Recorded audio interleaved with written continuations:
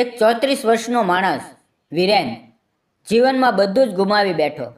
તેનો વેપાર ડૂબી ગયો, ઘર વેચાઈ ગયું, દેવું એટલું ચડ્યું કે રાત્રે ઊંઘ ના આવે. જે મિત્રોએ ઉધાર આપ્યું હતું તેમની આંખોમાં જોવાની હિંમત ના રહી. એક રાતે ચૂપચાપ બધું છોડીને બીજા શહેરમાં ભાગી ગયો. થાકેલો રડતો રડતો એક બગીચામાં પહોંચ્યો. તે બેન્ચ ઉપર બેઠો, હાથમાં માથું દબાવીને ખૂબ રડ્યો. સિસકારા એટલા જોરથી આવ્યા કે શ્વાસ અટકી જાય. બસ બસ હવે બધું પૂરું થઈ ગયું એમ માનીને ઘૂંટણ પર માથું ટેકવી દીધું. ત્યાં જ એક 74 વર્ષનો વૃદ્ધ ધીમા ધીમા પગલે આવ્યો.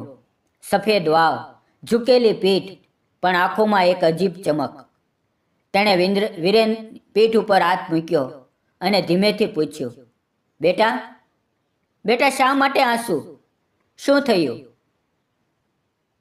વીરેને દર્દભરી આંખોથી બધી વાત કરી. વેપાર, દેવું, મિત્રનો વિશ્વઘાત, પરિવારની ચિંતા. અંતે કહ્યું, હું હવે જીવવા લાયક નથી રહ્યો. વૃદ્ધે શાંતિથી સાંભળ્યું અને પછી કહ્યું, મારું નામ રમેશભાઈ શાહ છે. વીરેન ચોંકી ગયો. રમેશભાઈ શાહ? સૌથી મોટા ધનિક, જેમની સામે મોટા મોટા નેતાઓ ઝૂકે, જેમનું નામ સાંભળીને લોકો ગભરાઈ જાય. રમેશભાઈએ પૂછ્યું, કેટલું દેવું છે? વીરેને કાપતા અવાજે રકમ જણાવી. રમેશભાઈએ પાકીટમાં હાથ નાખ્યો, ચેકબુક કાઢી દેવા કરતાં 4 ગણી રકમ ભરી. ચેક વીરેનના હાથમાં મૂકીને કહ્યું, આ ચેક વાપરતા પહેલા તું એક છેલ્લી કોશિશ કર. જો નિષ્ફળ જાય તો પછી વાપરી નાખજે, પણ નિષ્ફળ ન થા ત્યાં સુધી આ જોવું પણ નહીં. બસ હૃદયમાં રાખજે અને પૈસા પાછા આપવાની જરૂર નથી. વીરેને રડતા રડતા કહ્યું, તમારો પતો આપો, સરનામું આપો, હું ધન્યવાદ કહેવા આવીશ.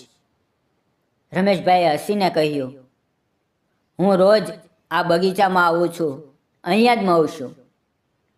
હવે વીરેન પાછો ચેક દિલની નજીક કોટની અંદરની જેબમાં સાચવીને રાખ્યો અને પોતાની જાતને કહ્યું, જો મારામાં હજુ થોડી પણ જાન બાકી હોય તો એક છેલ્લી કોશિશ કરીશ. તેણે નાનું કામ શરૂ કર્યું. રાત દિવસ મહેનત, ઊંઘ ન આવે ત્યારે ચેકને અડીને ઊંઘી જતો. એ ચેક તેની આશા બની ગયો. ધીમે ધીમે 5 વર્ષ પછી વીરેન શહેરનો સૌથી સફળ વેપારી બની ગયો. તેનું નામ દરેકના મોં પર હતું. એક દિવસ ચેક લઈને તે બગીચામાં ગયો રમેશભાઈને ધન્યવાદ કહેવા. તેણે 1 કલાક રાહ જોઈ પણ તે ન આવ્યા. તે પાછો જતો હતો ત્યારે દૂરથી જોયું, રમેશભાઈ કોઈને ફરીથી ચેક આપી રહ્યા હતા. વીરેન છુપાઈને સાંભળવા લાગ્યો. અચાનક 4 માણસો દોડીને આવ્યા. રમેશભાઈને જબરદસ્તી પકડીને લઈ જવા લાગ્યા. ત્યારે વીરેન દોડીને આવ્યો, તેમને છોડાવ્યા. છોડો તેમને. તે 4 લોકોએ કહ્યું, અરે ભાઈ, આ રમેશભાઈ શાહ નથી, આ એક પાગલ વ્યક્તિ છે. રોજ હોસ્પિટલમાંથી ભાગીને આવે છે, દર્દીઓના નામથી પરચી લઈને કહે છે, હું રમેશભાઈ છું, લ્યો ચેક, લ્યો ચેક. આ 20 વર્ષથી પાગલ છે. હવે વીરેને હાથ કાપતા હાથે જેબમાંથી ચેક કાઢ્યો. એ ચેક નહોતો, એક ખાલી પરચી હતી.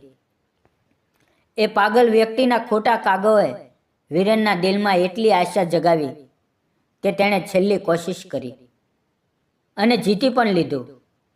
મિત્રો, આજની પ્રેરણા એ છે, જીવનમાં ક્યારેય હાર ન માનો. આંસુ આવે તો રડી લેજો,